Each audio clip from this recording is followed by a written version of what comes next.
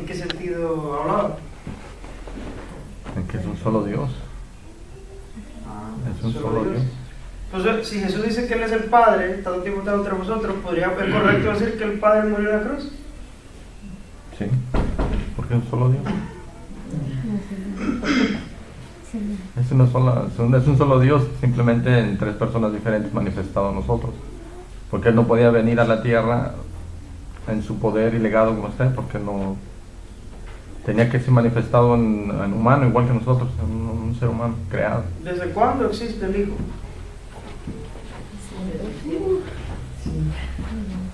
¿Desde siempre ha existido el Hijo? ¿O el Hijo llegó a existir en el vientre de María? El Hijo cuando nació era como cualquier otro ser humano, no era Dios, pero después del bautismo Dios lo recibió como hijo y llegó a ser divino, ¿correcto? No. ¿No correcto? Jesús ha existido siempre. Jesús dijo antes que Abraham fuese ¿qué? Yo soy, o yo era, yo estaba, yo existía. Y cuando existía Jesús, ¿cómo existía? ¿En calidad de qué? ¿Era barrendero en el cielo? ¿Era un ángel de jerarquía menor? Y luego fue ascendiendo, ¿era un empleado? ¿Qué era? ¿Era Dios? ¿Un rey? Entonces no llegó un momento en la historia donde Jesús se hizo rey, sino que siempre fue rey. ¿Correcto? Entonces, ¿qué hacemos con el canto? Dice que una corona de espinas te hiciste rey por siempre. ¿Quién tiene la razón, la Biblia o el canto? La Biblia. Entonces el canto no está correcto. Jesús no se hizo rey con una corona de espinas. Jesús siempre ha sido rey. Pensar que Jesús se hizo rey por la corona de espinas es decir que antes no era rey, pero debido a lo que hiciste, llegaste a ser rey. No. Jesús siempre ha existido y siempre ha sido rey soberano. ¿Quién es este rey de gloria? Es el Dios de los santos. ¿Pero a qué se refiere? A Cristo. Entonces el canto no es del todo correcto. Entonces ahí sería bueno que cantáramos ese canto, le cambiáramos la palabra y la suplantáramos por otra que no diera a entender que Cristo llegó a ser rey en el momento que lo coronaron, porque él siempre ha sido rey. Él no llegó a ser Señor por la obra que hizo, siempre ha sido Señor. En el principio era el verbo, o existía el verbo, o estaba el verbo. Y el verbo era con Dios, o estaba con Dios, o existía con Dios. Entonces en el principio existía el verbo, y el verbo estaba con Dios. Ya hemos mencionado a dos personas, y el verbo, dice, era Dios. No dice, como la traducción del Nuevo Mundo, en los originales no dice tal cosa como el verbo o la palabra era un Dios. Porque eso ya cambia todo. Si decimos que Jesús, el verbo, era un Dios, lo estamos distinguiendo del único Dios verdadero. Y haríamos a Jesús un Dios. Y claro, ellos lo traducen como un Dios minúscula. Y claro, se meten muchos problemas, porque ellos dicen que Jesús sí es un Dios. ¿Okay? Entonces yo le preguntaba al tío de Jehová, ya que te dicen que Jesús es un Dios, yo te pregunto, ¿es un Dios falso o verdadero? No, pues tiene que ser verdadero.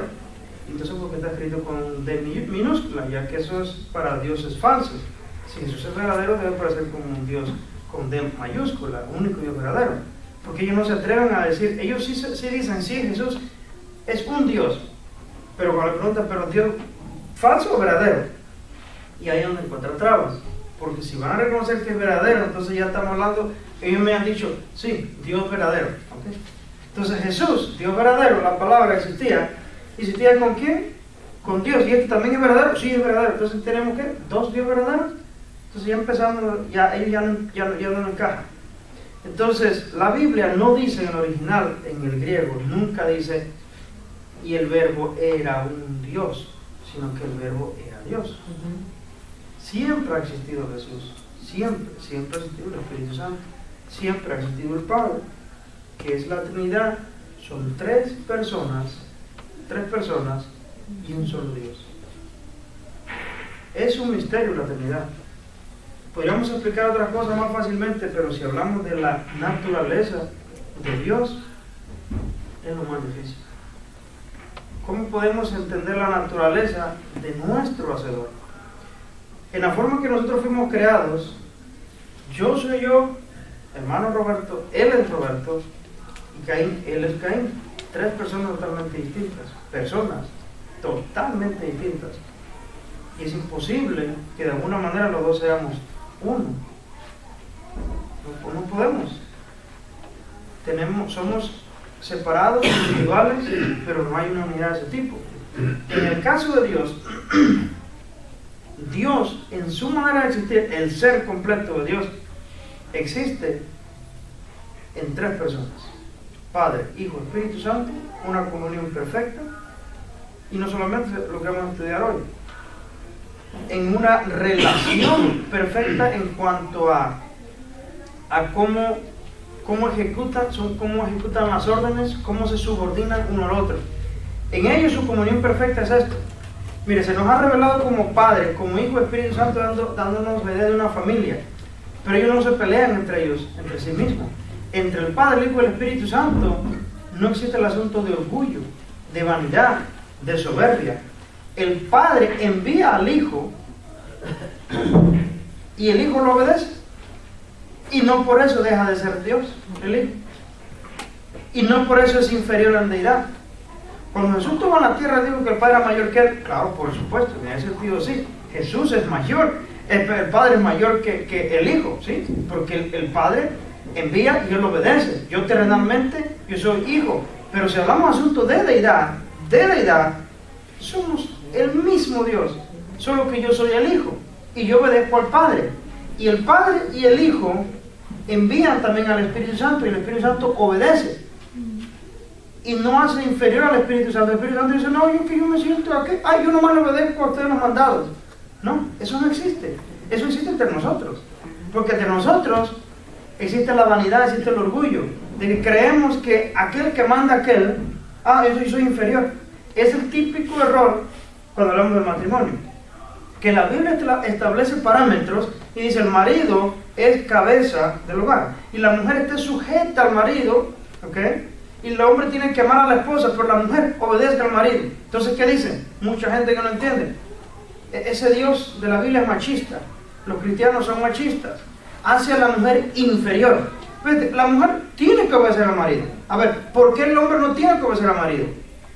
Porque en el orden de Dios estableció que el hombre fuera la cabeza y que el hombre puede dar órdenes y la mujer tiene que obedecerla. Pero eso no nos hace delante de Dios mejor persona que el otro. La mujer no es un ser inferior al hombre, no. Nunca es un ser inferior. Pero más sin embargo, en autoridad, en posición, en la manera en que Dios estableció, el hombre tiene una responsabilidad, puede dar la orden y la mujer felizmente debe obedecerlo. Y no es inferior a la mujer. El hijo obedece al padre como hijo y no es inferior al padre en deidad. Ellos tienen una comunión perfecta. Pero nosotros por la contaminación del pecado sí lo vemos así. La mujer se siente, incluso la mujer cristiana, no se siente conforme con eso. Si usted hiciera una encuesta, casi cada mujer cristiana, rara aquella que llega a entenderlo y que pueda decir, no, yo felizmente me acato a mi esposo, obedezco él como autoridad, ¿no? Le resulta complicado. ¿Por qué? Por el asunto del pecado. Porque se ve a sí misma como un ser inferior. Bueno, ¿y en qué estaba pensando Dios? Que puso a este cabezón por líder y yo tengo que obedecerlo. Que yo soy inferior, que soy qué cosa. No, tú no eres inferior. No eres inferior. Exactamente, son la misma persona, el mismo valor delante de Dios. El Padre envía al Hijo, da órdenes al Hijo y no es inferior en deidad.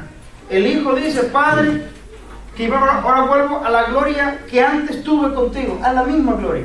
Y en Hebreos, el Padre, hablando del Hijo, le dice, tu trono, oh Dios, por siempre. El Padre le llama al Hijo Dios. Y nunca lo hace inferior. ¿Cómo opera la Trinidad? Bueno, ahí vemos, hermanos, la enseñanza de la humildad. Jesús dijo, venid a mí todos los que estoy trabajados y cargados, y aprended de mí, dijo, que soy manso y humilde de corazón, y hallaré descanso para vuestras almas. Él es manso y humilde de corazón. Nunca el Hijo se ha negado a algo que el Padre haya enviado. Y nunca el Hijo ha llegado a ser inferior al Padre. Nunca el Hijo ha dicho o ha declarado que él fue, bueno, como yo soy creado por el Padre, entonces yo soy hijo y él es el mandón. Y yo nomás aquí estoy para hacer los mandados. Y a veces me quedo con el cambio cuando voy a la tienda. No. En la existencia de Dios, las tres personas es un solo Dios. Y esto lo vamos a analizar desmenuzadamente. Pero en cuanto a funciones, uno hace una función, otro hace otra función y otro hace otra función y nada difiere. En ningún momento uno está debajo del otro. Es el mismo Dios que existe en tres personas. Vamos a empezar con esta declaración. No hay diferencia en deidad, atributos o naturaleza esencial entre el Padre, Hijo y Espíritu Santo. Cada persona es plenamente Dios y tienen todos los mismos atributos de Dios. El Padre es omnisciente, el Hijo también lo es, el Espíritu Santo también lo es. ¿Es el Padre omnipresente? También el Hijo es omnipresente. Donde dos o tres estén congregados en mi nombre, dijo Jesús, allí estoy yo. Entonces, ¿es omnipresente? Claro, es omnipresente. Pero aquí hay una pequeña aclaración. En el contexto que Jesús está hablando, no está hablando que si nosotros nos reunimos y decimos, ay, somos dos, vamos a esperar que llegue otro más para que esté presente Jesús entre nosotros, porque dice que donde dos o tres estén congregados en mi nombre, somos nomás estoy yo. Si llega por lo menos uno más, ya somos dos. Y si llega otro tercero, ya somos tres, porque Él dijo en su palabra que dos o tres, Él está entre nosotros. Y nosotros usamos comúnmente ese versículo para pensar que como ya nos reunimos dos o tres, Él está entre nosotros. Él no está refiriendo al número de personas que se reúnen para que Él esté manifiesto ahí. Entonces, si ya una sola persona no se manifiesta porque el mínimo requerimiento es dos o tres. No, Él lo que está refiriéndose en el contexto es en cuanto a la disciplina, que la disciplina que la iglesia tome, la decisión en cuanto a disciplinar, donde dos o tres tengo orados en mi nombre para tomar esa decisión de disciplina, yo estoy ahí respaldando su decisión, a ustedes como iglesia.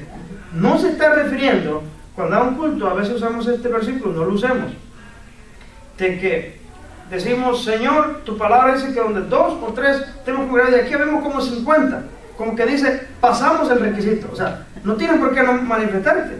Tú requeriste mínimo dos o tres, somos como 15, 20, no se está refiriendo en ese sentido. Pero a veces hay ciertas frases o versículos que extraemos de la Biblia que se pasan a hacer entre nuestras reuniones parte de la tradición mencionarlo. Pero más sin embargo, no es lo que el versículo está diciendo. Ahora, ¿qué atributo más tiene el Padre? ¿Es omnisciente? El Hijo también es omnisciente. El Hijo no tenía necesidad que Él le revelara lo que ve en el corazón de los hombres. El Espíritu Santo también es omnisciente. Él conoce todo hasta lo profundo de Dios. ¿Es todopoderoso el Padre? También Jesús es todopoderoso. Jesús puede hacer todo. Y el Espíritu también puede hacer todo. ¿Quién resucitó a Jesucristo de la tumba? El Espíritu Santo. Con el poder del Espíritu Santo se levantó de la tumba. Las únicas distinciones entre los miembros de la Trinidad son la manera en que se relacionan unos con otros y con la creación. En esas relaciones desempeñan papeles que son apropiados para cada persona. Pero nunca estamos hablando de tres dioses, ni, un solo Dios, tres personas, pero uno inferior al otro. No nos confundamos en eso. Un mismo Dios, tres personas, ninguno mayor al otro.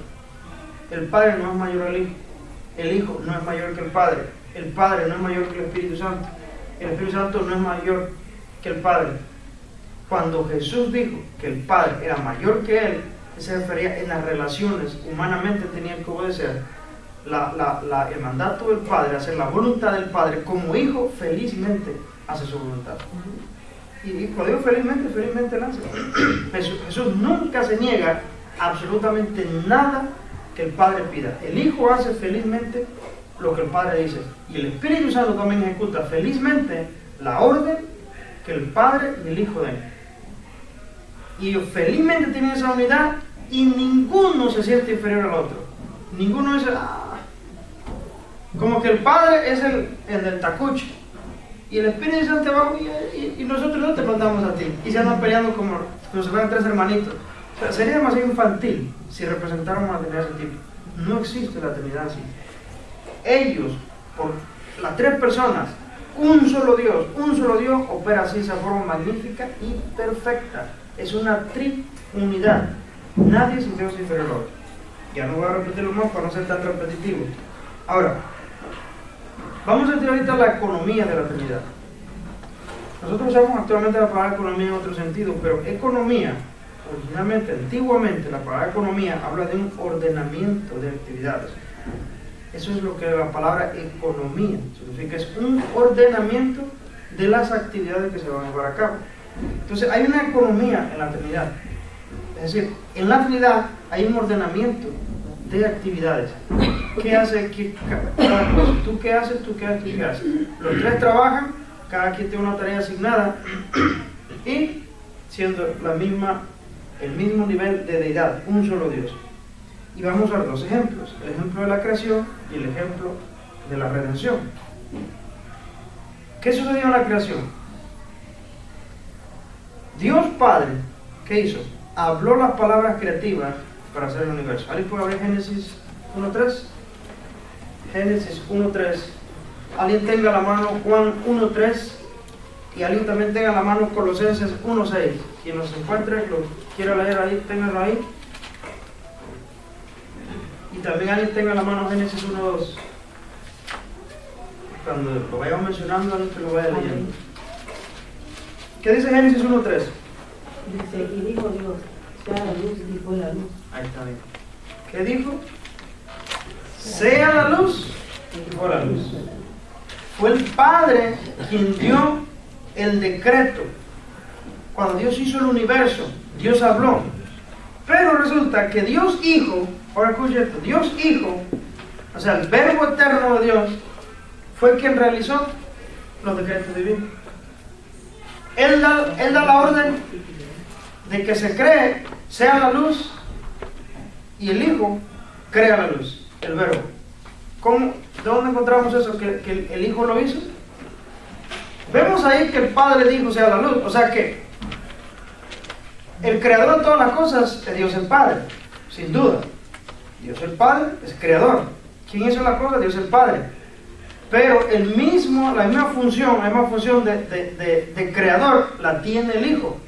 Porque al ser el mismo Dios, las tres personas están involucrados en la creación. Juan 1.3 y Colosenses 1.6. Dios Hijo, el Verbo eterno de Dios, fue quien realizó estos decretos divinos. Él fue el que los hizo. Él fue el que hizo el universo. Y Él es el mismo que lo sostiene. ¿Qué dice Juan 1.3 y Colosenses 1.6? Alguien quien sea que lo pueda leer. Juan 1.3. Todas las cosas por Él fueron hechas y sin Él nada de lo que ha sido hecho fue hecho. Y está hablando de Jesús. Léelo otra vez en voz alta. Por medio de Él todas las cosas fueron hechas. Todas las cosas por Él fueron hechas y sin Él nada de lo que ha sido hecho fue hecho. Nada de lo que existe jamás hubiera llegado a la existencia si no hubiera sido hecho por medio de Él. ¿Quién hizo entonces las cosas? ¿La mano de quién? Jesús. El Verbo de Dios. Entonces Jesús es creador. Ahora, Génesis 1.2. El Espíritu Santo siempre estuvo ahí activamente. Génesis 1.2. Y la tierra estaba desordenada y vacía, y las tinieblas estaban sobre la faz del abismo, y el Espíritu de Dios se movía sobre la faz de las aguas. Mientras el Padre da el decreto divino, el Hijo la realiza, todo en el poder del Espíritu Santo se está sosteniendo. Él está ahí yendo y viniendo.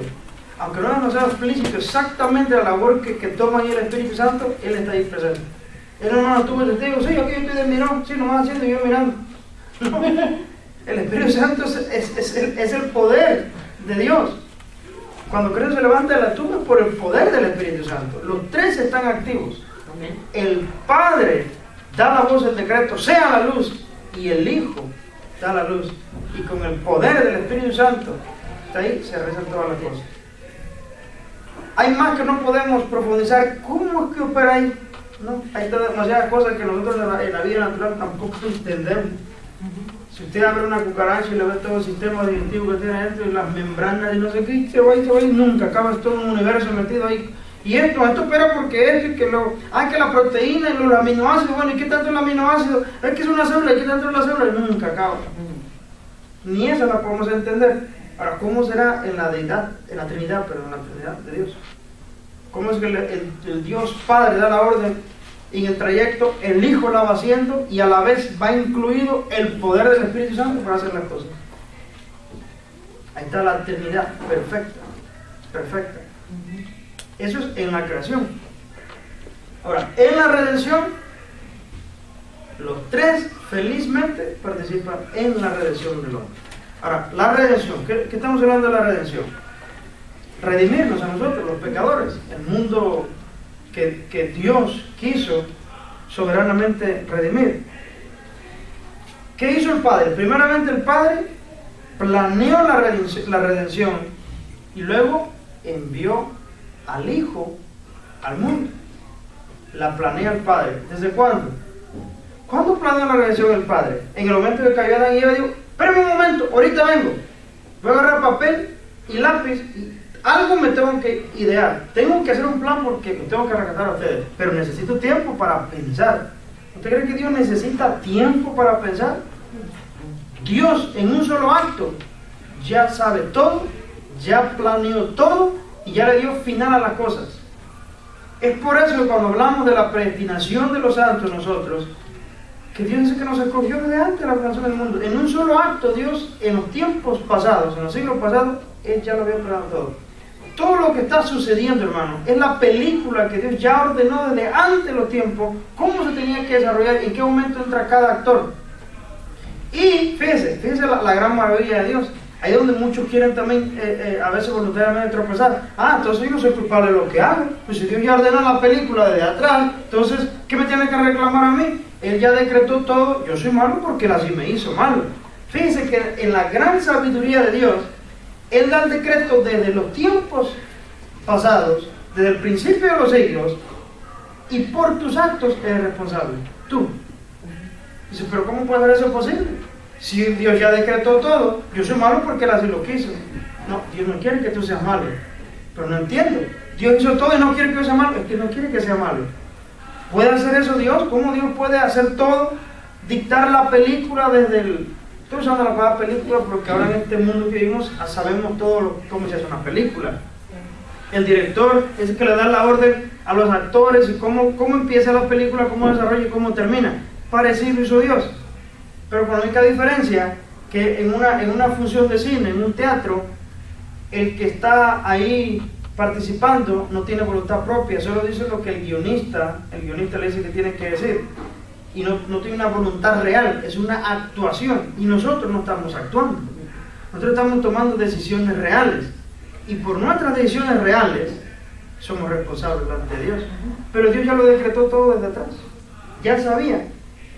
No es como algunos dicen que, bueno, Dios sí nos escogió, pero lo que hizo es que Él viajó, como que miró al futuro, ¿verdad? Y vio a aquellos que le iban a escoger a Dios, y en base a eso te escogió. Como Dios sabía desde antes de los tiempos que Roberto en un momento dado iba a creer en Jesucristo, iba a escoger a Cristo, entonces Él lo anotó desde atrás en el libro de la vida. No, la Biblia no dice eso. No te da ningún espacio para pensar tal cosa. Él escogió soberanamente de atrás, desde el principio de los tiempos, que Él en su momento iba a venir a creer en Jesucristo porque ya iba a creer porque Él ya lo había escogido. Lo conoció desde antes de que hubiera nacido en este mundo. Sus bisabuelos aún no existían y ya el Señor ya lo conocía y ya lo había escogido. Dios crea un plan desde antes de los tiempos. Mire, el universo no había llegado a la existencia todavía y ya nuestros nombres estaban escritos en el libro de la vida. Pero si ni siquiera el universo ha llegado a existir, el tiempo tal y como lo conocemos, ni las estrellas, ni la luna, ni Marte, ni Venus, ni Neptuno, ni Saturno, no se había hecho la luz en el universo y Dios ya había todo predestinado desde antes de la fundación del tiempo. Entonces, en un solo acto, Dios planeó todo. ¿Qué hizo? Creó el universo y planeó también para esa humanidad que Él sabía que iba a caer, le planeó un plan de redención. Y planeó también desde antes de los tiempos enviar al Hijo. Hay cosas que nosotros no entendemos y deberíamos ser nosotros muy cuidadosos cuando no entendemos temas, querer arremeter contra Dios o querer insinuar que Dios, como que algunos tornillos no le están funcionando bien. Alguien puede decir, a ver, Dios sabía todo lo que iba a pasar ahí con todo, hizo al mundo, sabiendo que la humanidad iba a caer. ¿Qué está jugando con nosotros? Alguno puede pensar así. Se divierte haciendo crear y se divierte viendo cómo caen y luego se divierte mandando al Hijo que lo crucifiquen y no.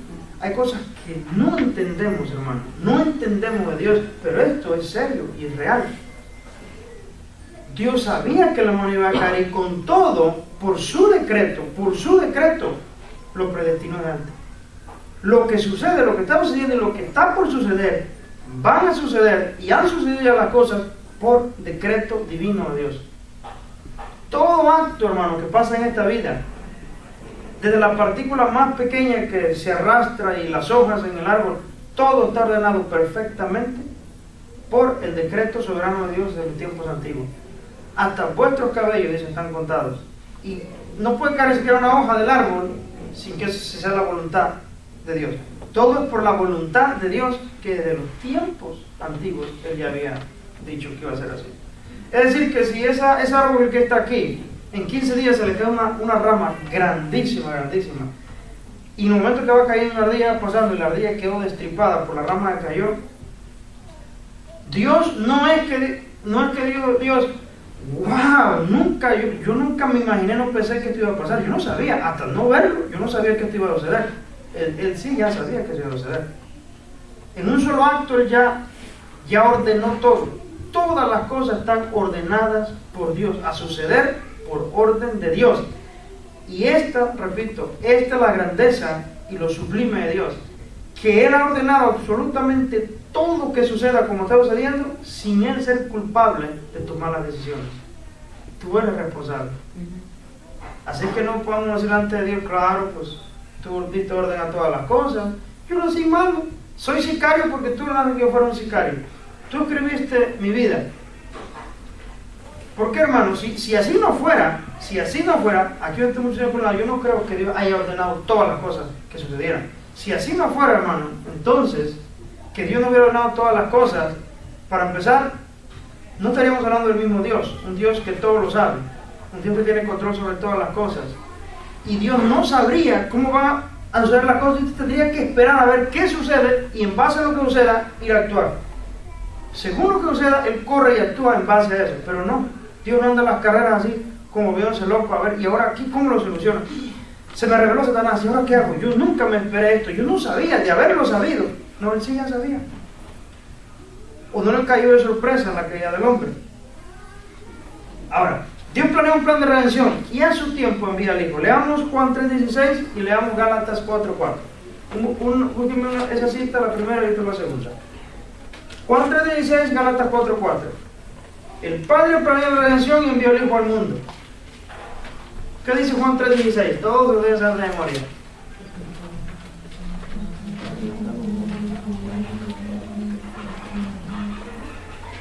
¿Qué dice? Juan 3:16.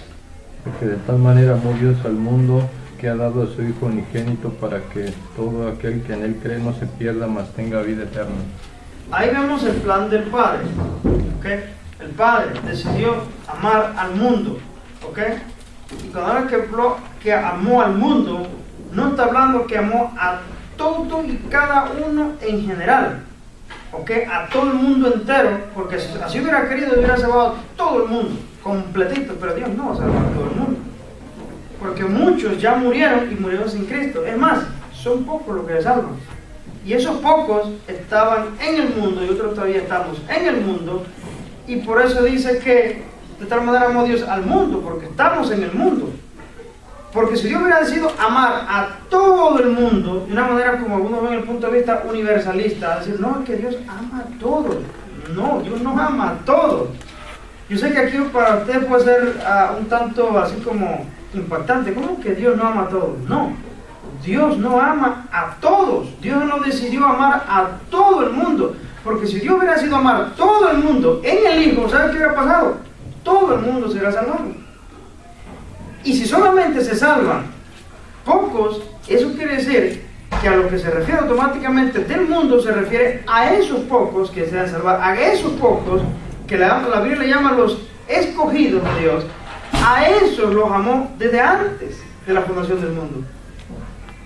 Porque Hitler, el hombre más malvado conocido en la historia de la humanidad, si Dios amó a Hitler en el Hijo, en Jesucristo, y ya le perdonó sus pecados, si Cristo derramó su sangre por Hitler, ¿qué hace Hitler pagando por sus pecados en el infierno si Cristo ya lo pagó por él?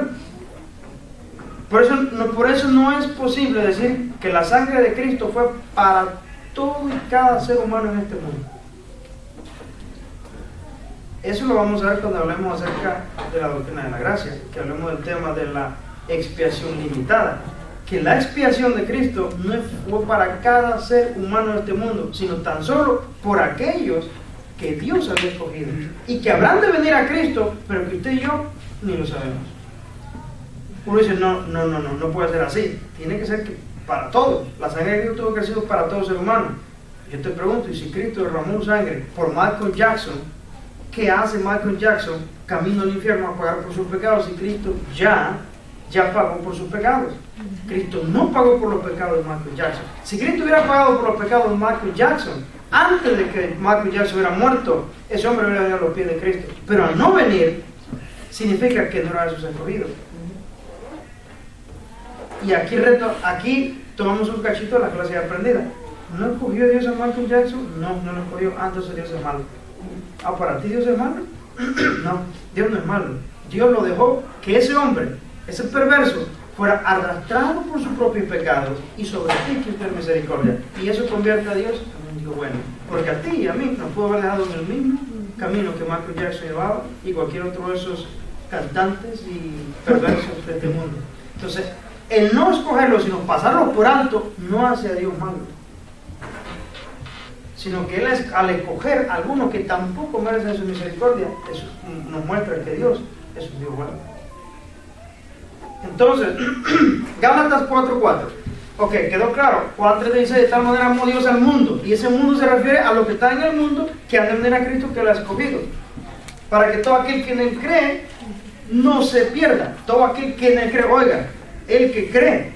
¿Ves que no es para todos? Solo el que cree. Y resulta que no todos creen. Y si no me lo creen, vayan a salir ahorita del culto y predíquenle a sus familiares a ver si creen. No creen. Entonces, no es para todo el mundo aquí que dice que amó al mundo entero, porque es a todo aquel que cree. Y resulta que han de creer solamente aquellos que están ordenados para vida eterna. Personas que usted y yo, ahí donde muchos calvinistas se fueron y se convirtieron en hipercalvinistas, entendieron mal la doctrina calvinista y dijeron, ¿para qué predicar el evangelio? Si los escogidos son escogidos, ¿han de venir solos? ¿Para qué predicar el evangelio? No, ya. Yo soy escogido y si aquel va a ser escogido, yo no estoy nada preocupado por predicar el evangelio. No, la Biblia dice que prediquemos el evangelio. Ese hiper, te fuiste demasiado alto, como el hipertenso. El hipertenso, no, su presión arterial no está al nivel, sino que está hipertenso, está por arriba. Estos calvinistas se convirtieron hipercalvinistas y dañaron su doctrina.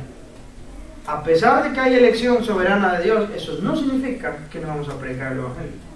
Van a venir a Cristo por la predicación del evangelio. Así que tú ves, tú no andes preocupado a ver quién es escogido y quién no es escogido. Tú predicas el evangelio y Dios sabrá en su secreto quiénes son los escogidos de Dios. Ok, Gálatas 4:4. Pero cuando vino el cumplimiento del tiempo, Dios envió a su Hijo, nacido de mujer y nacido bajo la ley.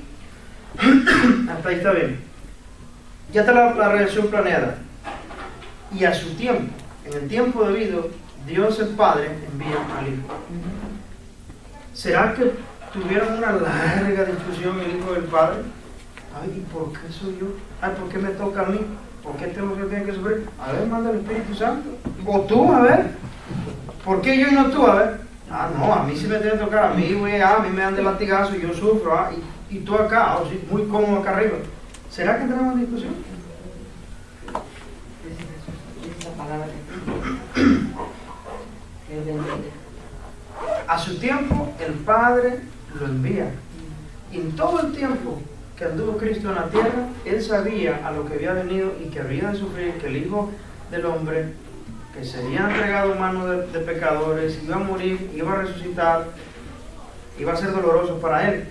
Pero Él se deleitaba en hacer la voluntad de su Padre. No vine a hacer mis voluntades, sino la voluntad del que me envió. Y solamente dice la palabra de Dios que se habrán de salvar los que hacen la voluntad del Padre. ¿Y cuál es la voluntad del Padre? Que creamos en el Hijo. ¿Ya creyó usted en el Hijo? Entonces no es la voluntad del Padre. Porque no está hablando de una salvación por obras, porque sí es la voluntad del Padre de que cumplamos los 10 mandamientos. Pero si estuviera refiriendo que solamente se salvarían los que hagan la voluntad del Padre, es decir, los que hagan los 10 mandamientos, nuestra salvación sería por obra. Pero no está hablando de un hacer de obras, sino que Jesús dijo que la voluntad del Padre es que creyera en Él, en el Hijo. Esa es la voluntad del Padre. Y si hemos creído en el Hijo, eso significa que hemos nacido en Dios, hemos nacido de Dios, estamos en el Hijo, y los que estamos en el Hijo, nuestra naturaleza no ha sido perdonada, nuestro corazón ha sido quitado para ser puesto en su lugar un nuevo. Es por eso que aquí le hemos dicho varias veces, cuando usted le predica al pecador, no le pide al pecador que deje entrar a Cristo en su corazón. En ese corazón malo, sucio y contaminado, Cristo no quiere morar. La Biblia nunca dice, vaya y prediquen este evangelio, digan a todo el mundo que me dejen entrar en sus corazones. Eso no existe. Lo que hace Cristo en el nuevo nacimiento es que ese corazón lo quita, porque según la Biblia es un corazón de piedra. Y un corazón de piedra, a comparación de un corazón de carne, ¿qué lo diferencia? El corazón de carne muestra que está vivo en una persona, un animal, está palpitando, tiene vida. Pero el corazón de piedra solo es digno de una estatua, está muerto, no responde. Lo cual nos vuelve a confirmar que nosotros estamos muertos espiritualmente y que no le puedes pedir tú a un incrédulo que tiene el corazón de piedra, deja que Cristo entre en tu corazón. A ver, ¿qué tengo que hacer entonces? Le pregunta al pecador. Solamente esta oración y deja que Cristo entre en tu corazón. No, mi hermano. En ese corazón Cristo no quiere entrar, porque ese corazón no puede obedecer a Dios. Ese corazón no tiene sensibilidad de Dios. Ese corazón es de piedra, está muerto, no responde. Lo que Cristo quiere hacer es darle un nuevo nacimiento a través del arrepentimiento y la fe. Y lo que va a hacer es que le arranca ese corazón de piedra, por decirlo así, lo tira y pone en nosotros un corazón de carne. Y está hablando en un sentido figurado, hermano. No vaya usted a pensar, ¿cómo? ¿En qué momento mi corazón era de piedra y ahora tengo uno de carne? O sea, es un sentido figurado. Dando a entender que un corazón de carne, porque ahí escribiré mis leyes, sus mandamientos. Entonces ahora ese corazón ya responde, es un corazón nuevo. En ese corazón nuevo es donde habita Jesucristo. Y cuando hablamos, hermano, ponemos como ejemplo el corazón, este músculo que bombea, en realidad también es una analogía, hermano, porque el corazón ni piensa, el corazón no tiene sentido. Si hay un órgano del cuerpo que piensa y es activo, es el cerebro. Tendríamos que apuntar el corazón acá y no acá, porque tenemos que hacer bombear, por los pensamientos salen de acá. Acá está el cableado, hermano, acá está la cabina de control. Este nomás hace así, mire, así. Entonces, Dios envía al Hijo. En Gálatas 4:4 dice que lo envía a redimirlo. El Hijo nunca tuvo un argumento con el Padre. ¿Por qué yo? ¿Por qué tengo que ser yo? Él vino felizmente, sabía que venía a hacer la voluntad del Padre.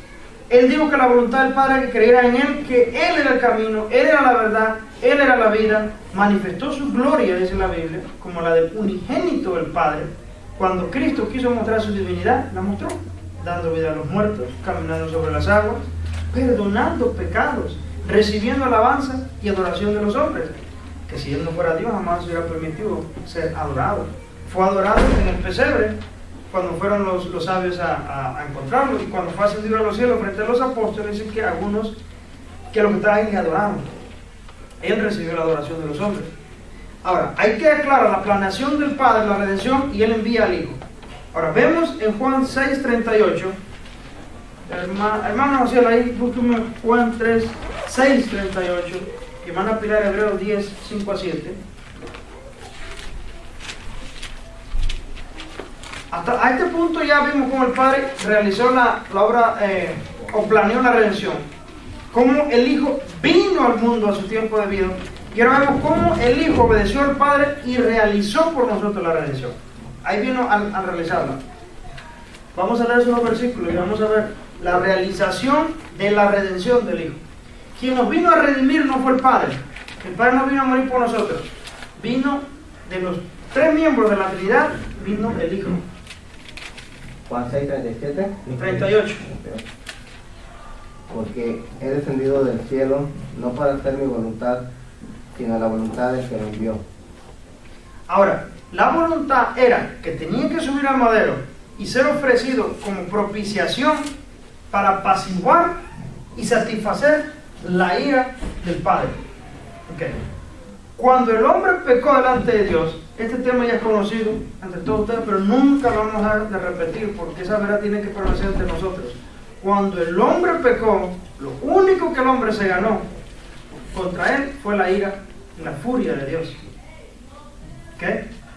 No crea usted, hermano, que el hombre cuando cayó en pecado, el hombre quedó con algunas oportunidades para que de alguna manera él se diera el retorno y volviera a Dios.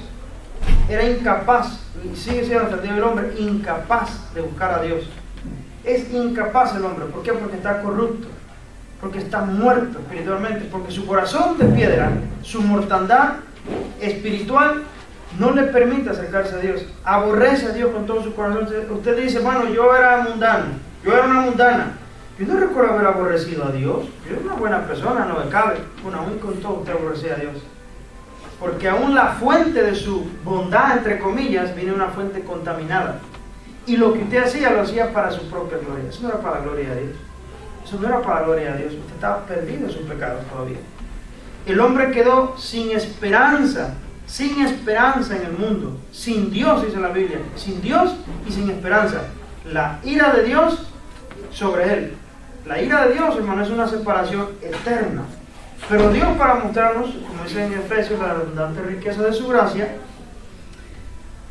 por su gran amor con que nos amó, estando muertos nosotros en nuestros delitos y pecados, nos dio vida juntamente con Cristo.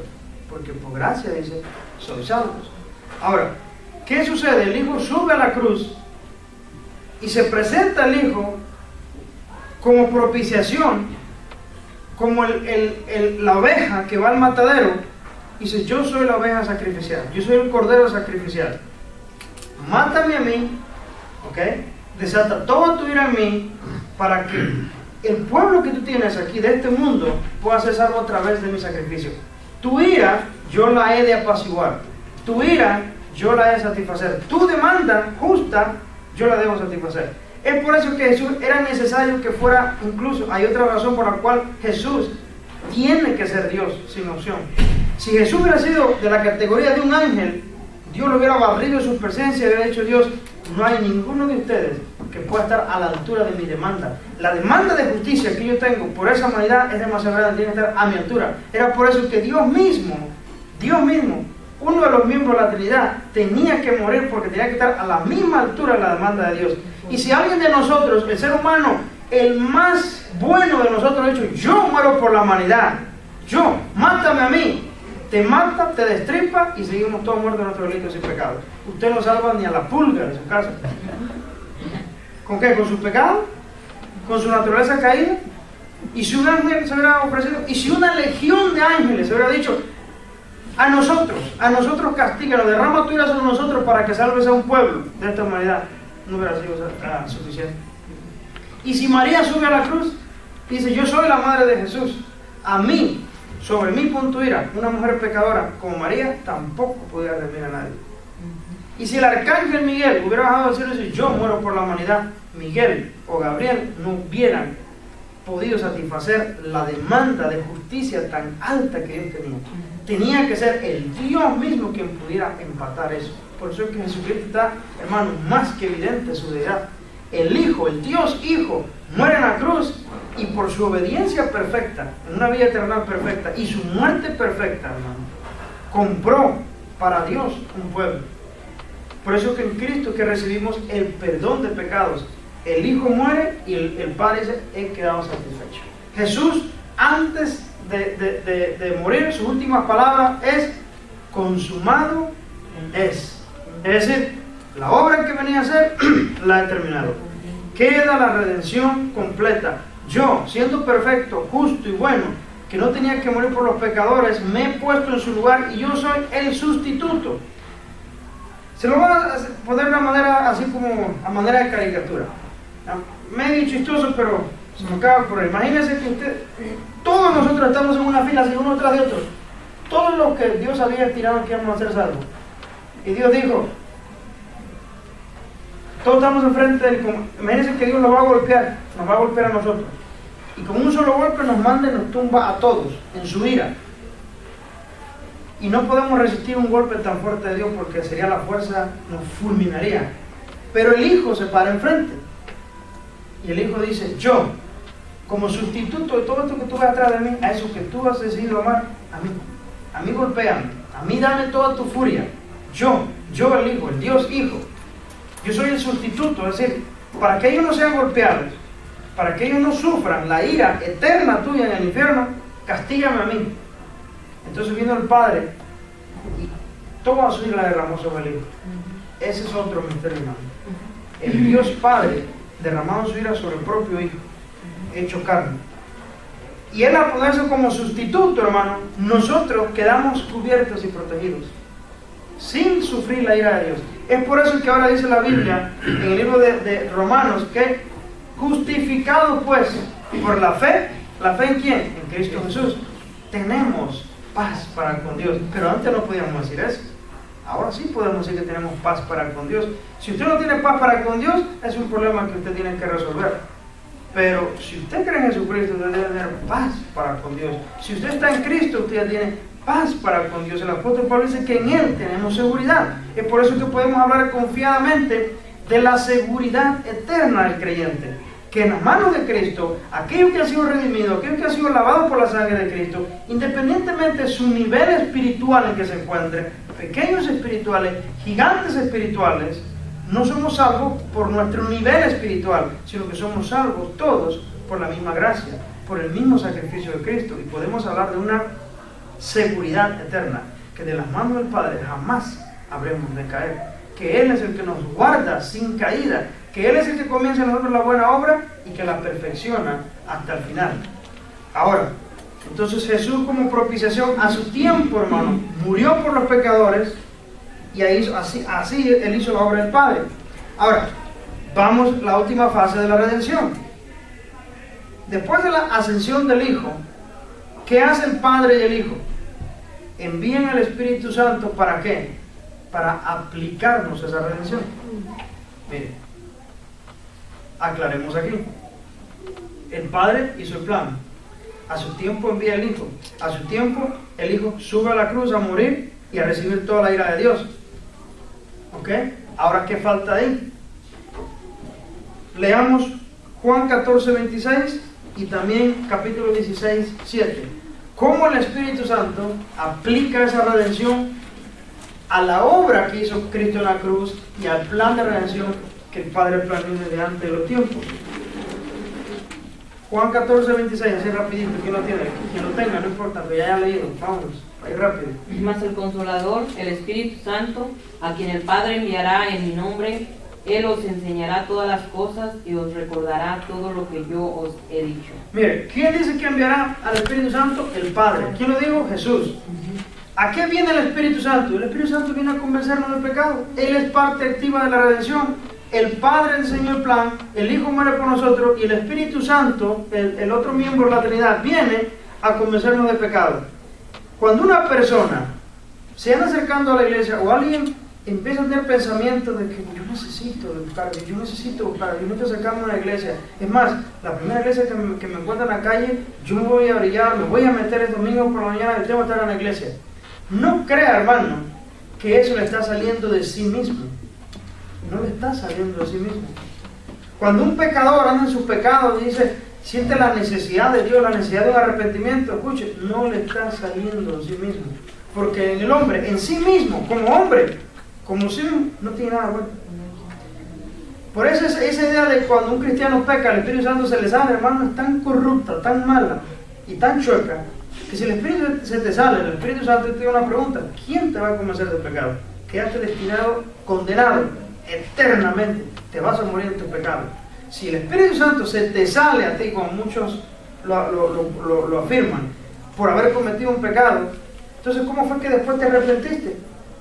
Ah, que yo me arrepentí, es que lo analicé, lo pensé y de mí mismo. No, fue el Espíritu Santo que, a pesar de tu burrada, ¿sabes qué? Él se quedó ahí, se contristó, lo entristeciste, pero Él se quedó ahí porque Él te ha sellado como hijo de Dios, eres propiedad de Dios.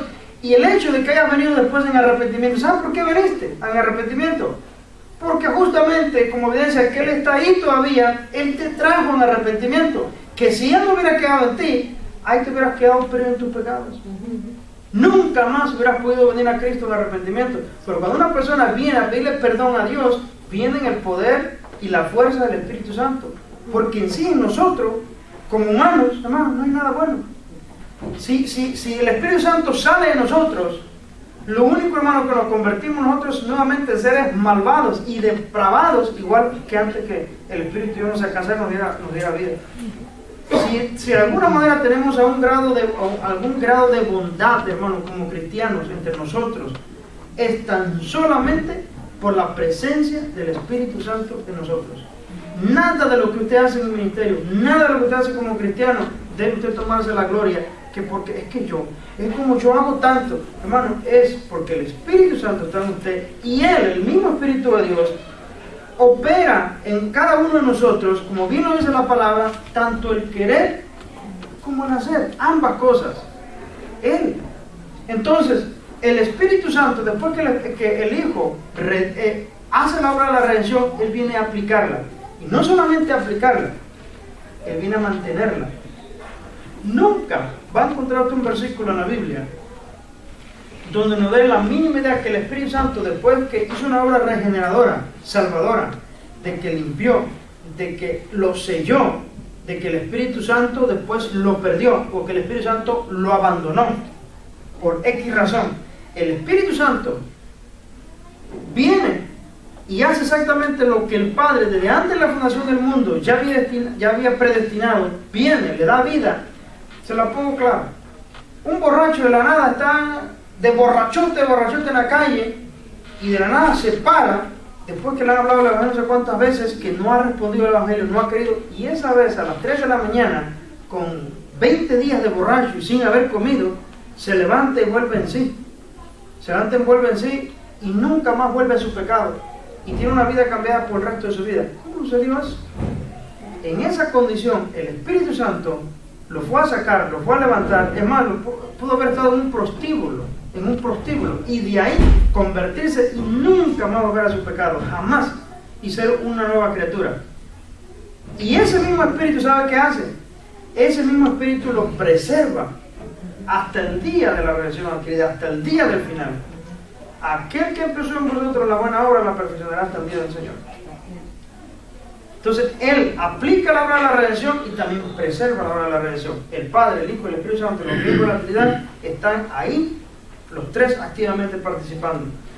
El último, en cuanto a la redención, 16:7, ¿qué dice? Pero yo os digo, a la verdad os conviene que yo me vaya, porque si no me fuere, el Consolador no vendría a vosotros, mas si me fuere, os lo enviaré. ¿Quién está hablando ahí?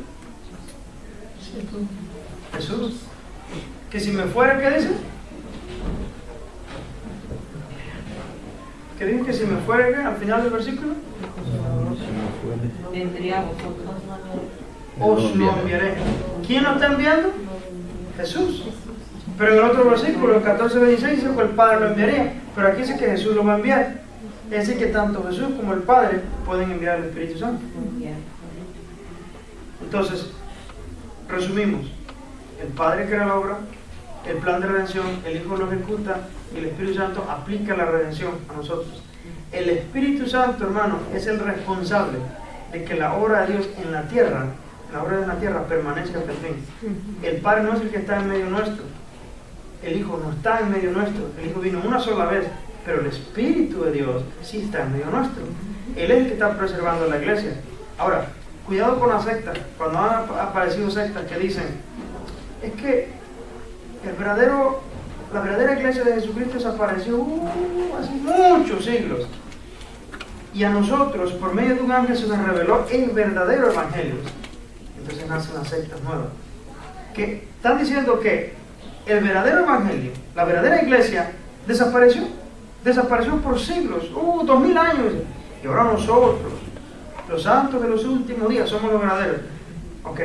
La Biblia dice, hablando de la iglesia, de los hijos de Dios, de la doctrina de la iglesia, que las puertas del Hades no prevalecerán contra ella. Es decir, la iglesia, desde que Cristo la fundó, hermano, desde el día de Pentecostés hasta el día que Cristo venga, va a seguir existiendo. No va a haber un momento en la historia en que las fuerzas de las tinieblas van a prevalecer contra la iglesia y la van a hacer desaparecer. Y luego, 2000, 3000 años más adelante, va a volver a reaparecer.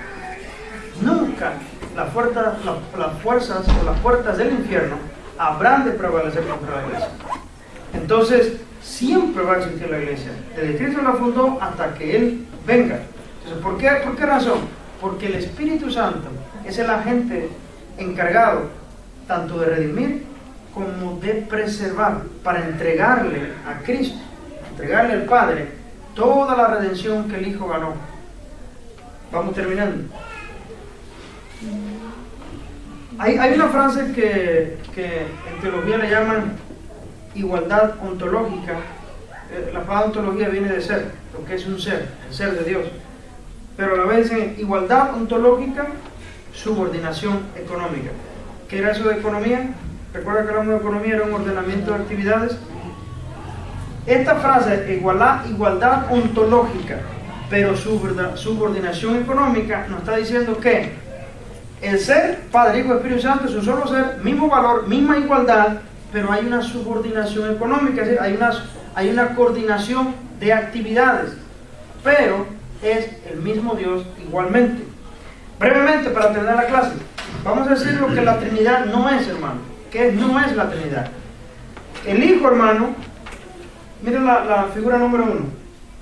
El Hijo no es parcialmente Dios o un tercio de Dios. Si usted toma un círculo y lo divide en tres, pues sí, un tercio es el Espíritu Santo, del todo a Dios, un tercio es el Padre y un tercio es el Espíritu Santo. O sea que un tercio para cada quien, pues se dividen para que no estén peleando. El Padre es un tercio, el Hijo y el Espíritu Santo. No, hermano. Sino que el Hijo es totalmente y plenamente Dios. Y lo mismo el Padre y el Espíritu Santo. ¿Qué pasa? El Padre, el Hijo es completamente Dios, el Espíritu Santo es completamente Dios.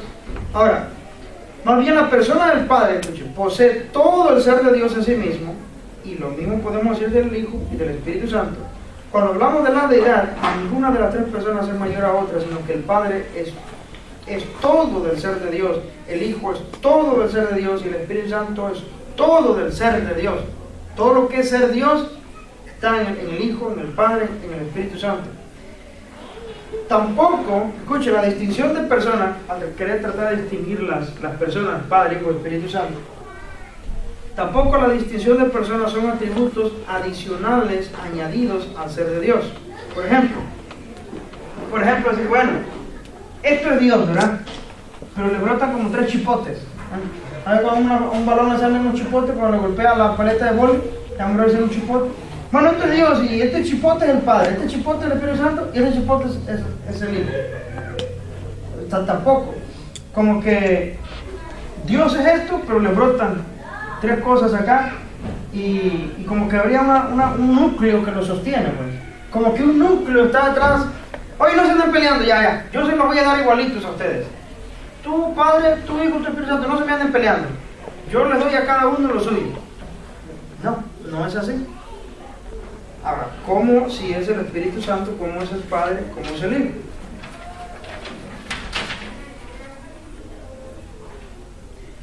Hermanos, cada uno de estos miembros de la Trinidad tiene todos los mismos atributos de Dios. Y ninguna posee algunos atributos que la otra no posee. Lo mismo será omnipresencia, que sea todopoderoso, todo poderío, y la omnisciencia lo posee cada uno. Ahora, déjenme ver la otra figura de aquella.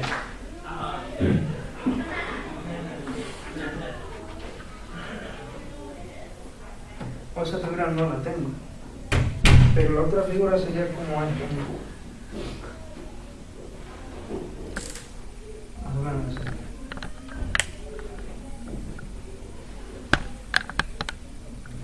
Así. Por ejemplo, es como que no hay tres personas en realidad, sino que dependiendo de la forma en que lo veas, se te puede proyectar como Padre, se te puede proyectar como Hijo, se te puede proyectar como Espíritu Santo. Hablamos de eso en la primera clase, a lo que se le llama modismo, que Dios se manifiesta de diferentes modos, o también se llama sabelialismo por la doctrina errada, herética de Sabelio.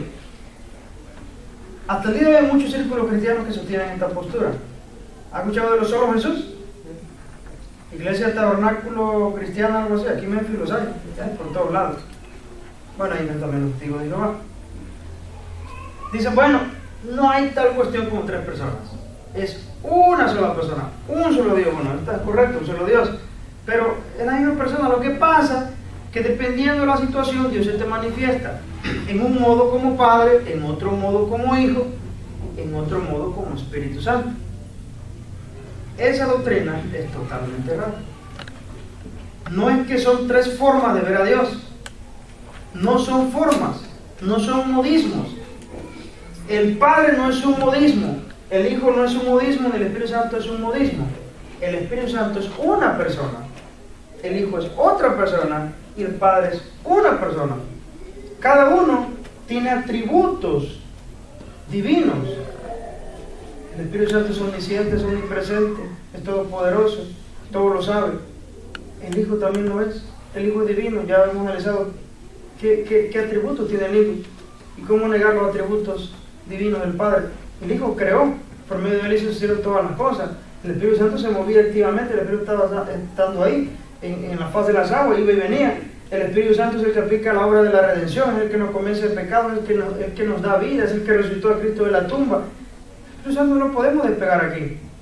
Y en el bautismo de Jesús, el Hijo está en las aguas, siendo bautizado por Juan el Bautista, y tenemos la primera persona manifestada, tenemos el Espíritu Santo sobre él como forma de paloma, y tenemos al Padre hablando del cielo, con una voz que decía, este es mi Hijo amado en quien tengo complacencia. Los tres hicieron acto de presencia. Son tres personas totalmente distintas. Él se entristece, lo cual quiere decir que no es una fuerza o un poder de Dios solamente, como alguna secta lo dice, no, que es que el Espíritu Santo es la fuerza que emana de Dios, como la electricidad. Entonces yo la puedo recibir y decirle cualquier cosa que yo quiera, no se me debe ofender porque es una fuerza. Si yo empiezo a insultar esa silla, la silla no tiene derecho a sentirse insultada, pues ni me entiende, es una fuerza. Y si el Espíritu Santo es una fuerza de Dios, ¿cómo que se entristece? ¿Cómo que se no entristezca el Espíritu de Dios? Que tiene una personalidad, es una persona.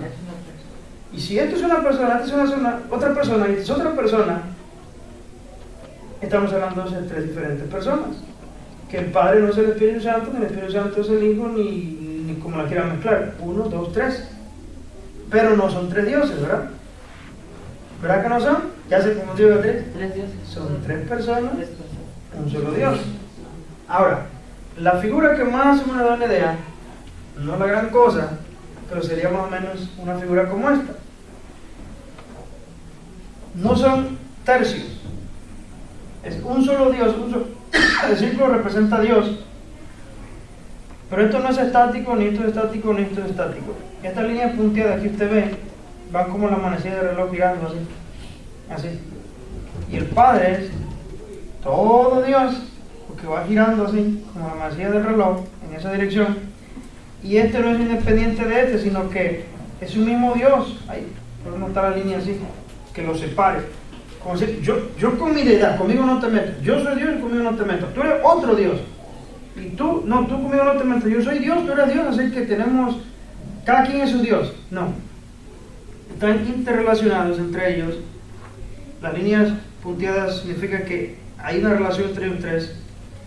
Pero, por ejemplo, esto gira así. El Padre, que tiene su parte, encierra todo lo que es Dios. El Hijo es Dios, el Espíritu Santo es Dios. Entonces, esta es incorrecta, porque no tiene una tercera parte nomás que le pertenece a cada uno, como que se las hubieran dividido. Tampoco le salen chipotes, y el núcleo es el que les reparte el queso. Tampoco son modismos estos. No es que Dios se manifieste de diferentes modos, pero que, bueno, es una sola persona, pero depende por donde lo veas. Sino que ese es más o menos, es la idea. ¿Me explico? Es un solo Dios, todo Dios. El Padre hoy está aquí, pero también está acá, está acá, está acá, está acá. El Espíritu Santo hoy está aquí, pero también está acá y va girando así como la manecilla del reloj. Es un solo Dios. Y se manifiesta cada uno en sus diferentes actividades o, como le llamamos, en una economía de la Trinidad. ¿Sí? Entendiendo que economía se usa en el sentido de coordinación de actividades. El Padre envía al Hijo y el Hijo no por eso es inferior al Padre. Y el Espíritu Santo es enviado por el Padre y el Espíritu Santo, pero el Espíritu Santo no es menor a él, a ellos dos, a estas dos personas. ¿Alguien tiene un comentario?